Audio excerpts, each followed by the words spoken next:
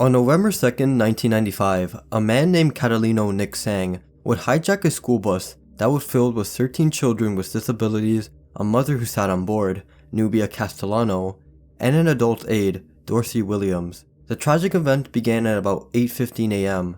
when Nick reportedly forced his way onto the Dade County school bus behind the mother helping her child aboard. Minutes prior to approaching the bus, a bystander explained that the man could be seen running out of a nearby church and was repeatedly yelling that he owed the IRS money. However, it wasn't determined how much he did owe them. When he was on the bus, he threatened the school driver, Alicia Chapman, by pointing out that he had a bomb in his jacket and that he would detonate it if she didn't take him to an IRS office. And so she obeyed the order. However, one thing that he hadn't noticed was that Alicia Chapman secretly switched on the microphone of her radio and concealed it under her leg, which allowed the bus dispatcher to learn about the situation. The dispatcher would overhear the conversation between the hijacker and the bus driver, and so they would immediately call the police. It wouldn't take that long for the police to find the bus, as they located it within the first 10 minutes of its departure. A couple of police cars trailed the bus from behind, and when the man noticed them, they told Alicia to make her way to the Palmetto Expressway. Once there, things became a bit slow. As you can see through the footage, the police cars would surround the bus and prevent it from driving away. During the chase, the bus would stop 3 times. The first time, he asked the mother aboard to get off the bus, request a phone from a trailing police officer, and to make her way back on. At the time, the officers didn't have a phone on them, so they continued on. At the second stop, just before exiting the freeway, one of the trailing patrol officers threw a phone into one of the open windows of the bus. When talking to the hijacker, they negotiated their way into telling some of the members of the bus to get away freely. This, for some reason, actually worked, so he let out Nubia Castellano and her 2 children to get off, plus Dorsey Williams. After this happened, Sang was informed that he already passed the IRS office, and so with the change of plans, he demanded to be taken to Shannon Stone's Crab restaurant. Originally, this seemed like an odd request. However, there is some significance with this building. Prior to the situation, Sang had worked there as a waiter for more than 9 years. According to his fellow employees, he wasn't the most outspoken and often kept to himself. On the Wednesday night before the incident, Robert Moorhead, the general manager of Shannon Stone Crab, noticed that Sang looked more stressed than usual during his shift. To comfort him, Robert asked him what was going on. Sang stated that he couldn't take the pressure anymore and that he was thinking of quitting that night. Another coworker also noticed his odd behavior. They explained that he kept preaching numerous quotes from an essay titled Success. He of course didn't think too much of it, and after their conversation, Sang abruptly left the restaurant. Now going back to where we started, once the bus arrived at the restaurant, it would be flooded with police cars. At approximately 9:45 a.m., the bus made a complete stop in front of Joe's. Surprisingly, a child managed to slip his way past Sang and escaped by entering the front door. The police would then fire at the front windshield, but somehow managed to miss the hijacker. The bus would start up again, but only managed to move 50 feet away. To prevent Sang from getting away, the officers stormed the front door of the bus, where they found him on the floor, apparently reaching for what they believed to be a gun. Once again, point-blank shots were fired at him, and this time they actually hit him. He was then dragged away into the nearest alleyway since they knew he had a bomb on him at the time and didn't want anyone to be injured. At this moment, Catalino Sang was pronounced dead on the scene, and as it turned out, he never had a bomb in his jacket, not even a weapon. What seemed to be a bomb only turned out to be a canister, and it was not an active device. In the end, only a couple students were injured from shattered glass, but besides that, everyone else was perfectly fine. The kids were then treated with some food at the restaurant while waiting to be picked up. After speaking to some of the victims, it was stated by Nubia Castellano that Catalino Sang told her that he owed $60,000 to the IRS due to unreported income. The Conqueror has been given the title of one of the most controversial movies ever, and no, this isn't because the film was a critical flop and has been ranked one of the worst films ever made. It's because of a nuclear accident and cancer controversy. Let me explain. When the exterior scenes of the movie were shot in the Escalante Desert near St. George, Utah, it was noted that the desert was over 100 miles away from Nevada's national security site, which had received nuclear fallout from active testing during the time. Between 1951 to 1953, 31 nuclear warheads were detonated in the area. In 1953, just a year before filming and production started, 11 of the 31 above-ground nuclear weapons tests occurred at the site as part of Operation Upshot Knothole. This was over a 4-month time period between March and June that same year. The residue coated St. George and other towns in grey dust. On top of this, over 100 nuclear bombs were detonated in the Snow Canyon area from 1951 to 1962. Just to make things clear, the filmmakers knew that these nuclear tests were happening, and everyone on set was exposed to this radiation for over 13 weeks. The film's main star, John Wayne, was informed about the nuclear test, and for extra precautions, he would even take his sons out, who were also on set, with a Geiger counter for surveys. But despite all of this, the government ensured that everyone would be fine, and that no one's health was in danger. And so, they continued to record. After filming and production was complete, the movie finally made its debut in January 1956. No one really took in consideration how the radiation exposure would affect them until 7 years later in 1963, as a disturbing trend would start to occur. Director Dick Powell developed lymphoma and died that year in January 1963. Support actor Pedro Armendariz was diagnosed with terminal kidney cancer in 1960 and would kill himself in June 1963. Another actor, Agnes Moorehead, would die of cancer in 1974, followed by co-star Susan Hayward in 1975. It would be another 4 years later in which John Wayne would also die due to throat, lung, and stomach cancers in 1979. A year later in 1980, a People's Magazine and Statistics came forward and explained that due to exposure of fallout in the St. George area, it led to the deaths of those on set. On the article, it was claimed that of the 220 film crew members, 91 individuals developed cancer during their lifetime, and 46 of them died from it. But these stats themselves were pretty questionable as well. For example, of the 91 cancers reported, none of them were actually identified. None of the film crew members also developed leukemia, which is one of the most major causes of fallout. On top of this, no medical records were shown, and surprisingly, not a single name was given out of the 91 people.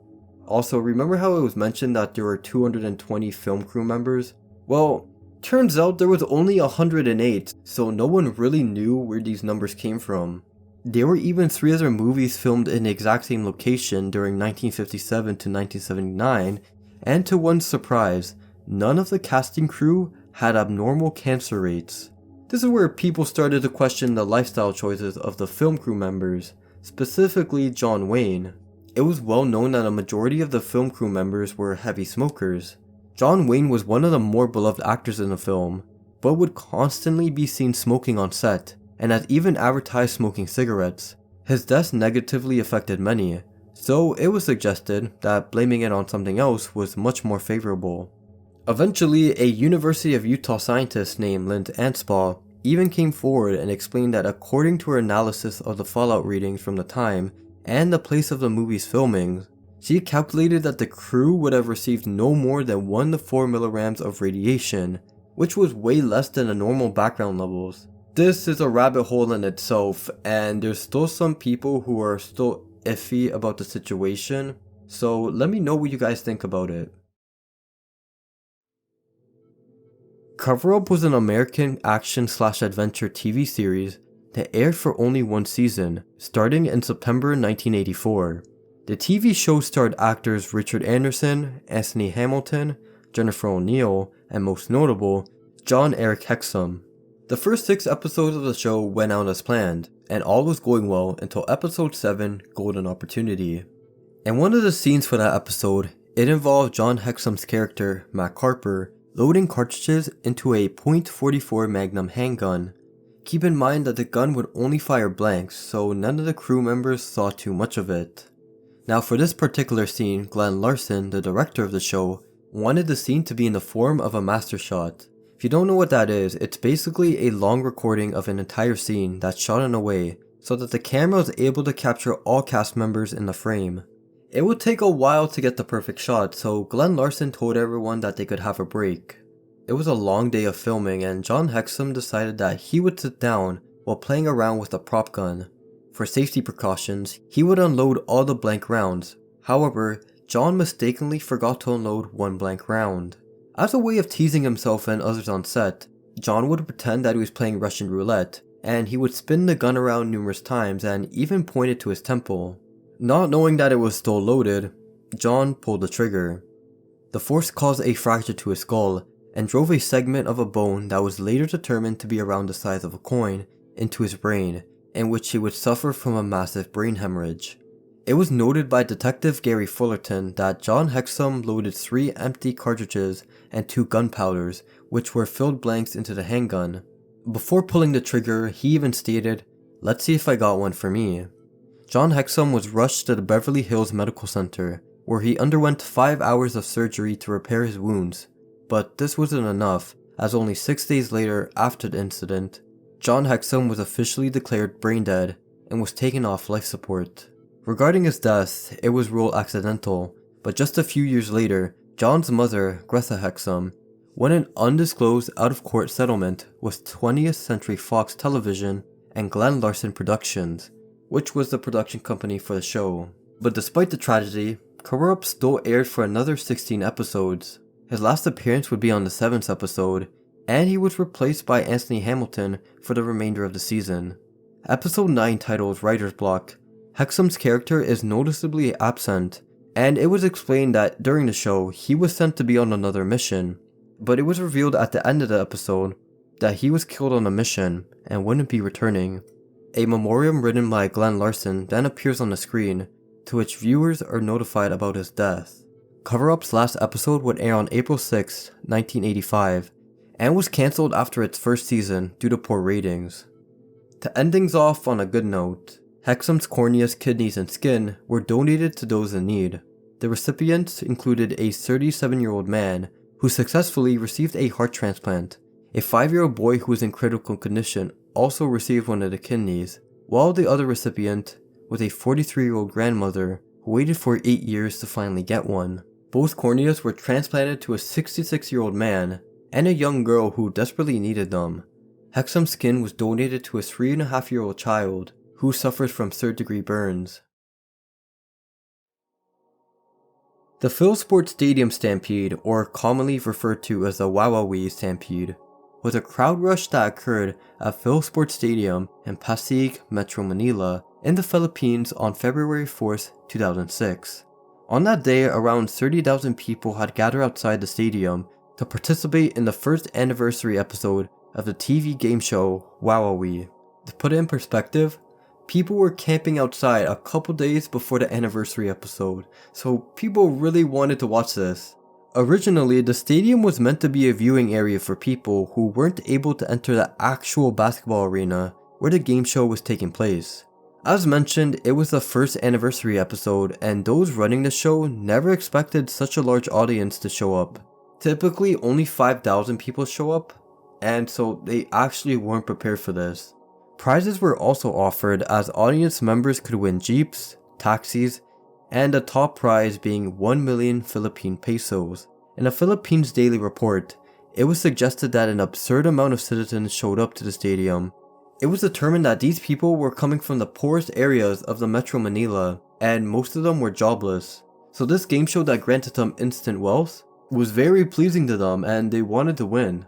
So when the organizers of the show began handing out tickets to people in the crowd, many attempted to get in front of the crowd so that they could enter into the stadium. The security guards eventually had to close the entrance gate, since people were becoming physical as they would shove and grab onto others, which only made the situation worse. Despite the gate being closed, that didn't stop them from climbing on top of it to get around, and since the gate was on a sloped driveway, it made it that much easier for people to push and force it open. Once this happened, the people at the front were stumbled on. As a result of the incident, 73 people were killed, and around 800 or more were injured, but as reported by Richard Gordon, the chairman of the Philippine National Red Cross, he stated that a majority of those injured weren't in serious condition, and all the victims were fully assisted by government authorities. While this was happening, Vice President Noli de Castro and many other authorities would arrive at the scene. When questioned by local reporters, they explained that they gave instructions to the police officers to clear the area of people and stated that, "We didn't want this to happen, it's just that there were so many people wanting to watch Wowowee, because of the big prizes awaiting them. Richard Gordon wasn't too impressed by this response, and so he stated that if you predict there's going to be a huge crowd, you should be ready with ambulances and communications. You should plan for the worst. We have a lot of people who wanted to help, but could not get in immediately. As days went by after the tragedy, more news were brought up, specifically towards a possible bomb threat and how poorly managed the event was. Major news corporations stated in reports that the crush was caused by a bomb threat and other false jokes that made the situation worse. However, these accusations were never proven and were denied by the local authorities. Task Force Ultra, which is the Department of Justice, made a discovery surrounding the ticket sales for the show. One of the staff members announced to the crowd gathered at the gate that only the first 300 people in the line would be chosen to participate in the para obayang portion of the show. Contestants could have won up to 10,000 to 50,000 Philippine pesos. So, as expected, those who desperately needed the money were determined to get in front of the line. ABS-CBN also dealt with other legal troubles as they notified the mayor and police chief of the event. But neither of them were invited to any of the organizers' production meetings. Because of this, the broadcasting station could have potentially lost their license if it was proven that the network didn't seek these extra precautions. The National Telecommunications Commission then composed an inquiry as to whether or not they violated a corporation act that requires TV networks to not commit any act that would be detrimental to public health, public welfare, or public safety. And with all of this, even more lawsuits were being thrown. 2 years later, in January 2008, the Supreme Court ruled finality with ABS-CBN, which allowed the Department of Justice to indict all members involved in the crush, except for the show's host, Willie Revillame. This decision was pretty controversial at the time, since many believed that everyone should have been charged, and it didn't make sense that the host basically got away free. On top of this, the show was temporarily cancelled, but would air once again in 2007, and continued until July 30th, 2010, which is pretty odd to me since I never actually expected this show to continue, especially after the incident. One of the most notable examples of a disaster happening at a sports game is the case of Shannon Stone. At the time, Shannon was a 39-year-old firefighter who was attending the Texas Rangers game against the Oakland Athletics with his 6-year-old son, Cooper. They were hoping to spend a good day together watching their favorite baseball team and to even possibly catch a ball. Around the top of the second inning, a ball was hit in their seating direction, but it was caught by Rangers outfielder Josh Hamilton.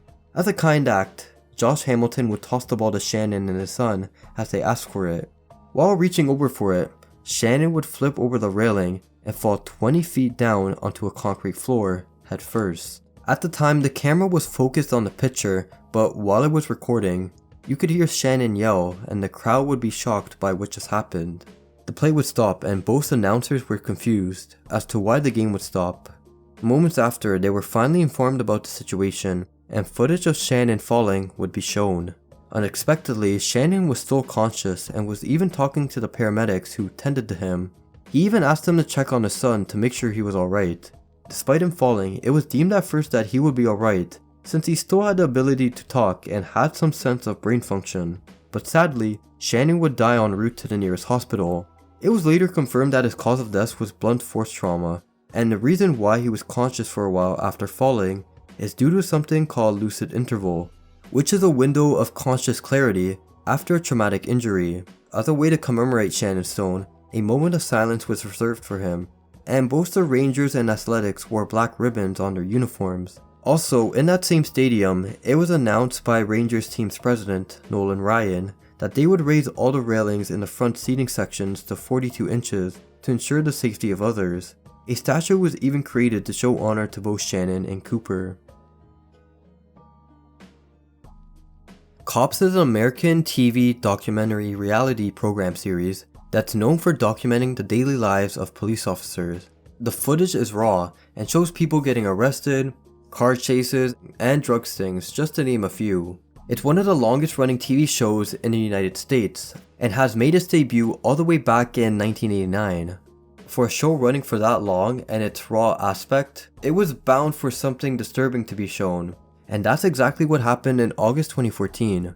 In this episode, things were going as usual until officers received a call about a robbery at a nearby Wendy's in Omaha, Nebraska.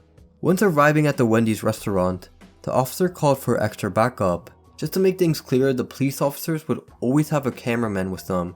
Looking at the officers who came for backup, they had both a cameraman and an audio technician named Bryce Dion. When they were given the cue to engage the Wendy's, they both followed behind and caught everything in action. Once they enter the Wendy's, the robber is shown behind the cashier counter holding a gun. When the robber was confronted, it turned into a shootout. The cameraman was hiding behind one of the tables, just barely getting a clean visual of what was happening. However, Bryce Dion was in the open right beside the main door. The robber managed to escape through one of the exit doors. However, he wouldn't be able to make it that far as he was shot and killed by another officer waiting outside. The man was later identified as Cortez Washington. However, things took an unexpected turn when the cameraman pointed the camera at Bryce Dion, who was laying on the ground right beside the door. It turned out that he was also shot at, not by Cortez Washington however, but by a police officer who was waiting outside trying to get a clear shot of Cortez. Bryce Dion was also wearing a bullet-resistant vest at the time, but due to unlucky circumstances, he was shot under the arm. Bryce and Cortez were quickly transported to the hospital, but sadly for Bryce, he didn't survive that night as he was pronounced dead shortly after arrival. The incident eventually led to Bryce's brother, Trevor Dion, filing a lawsuit 2 years later in February 2016 against the city of Omaha.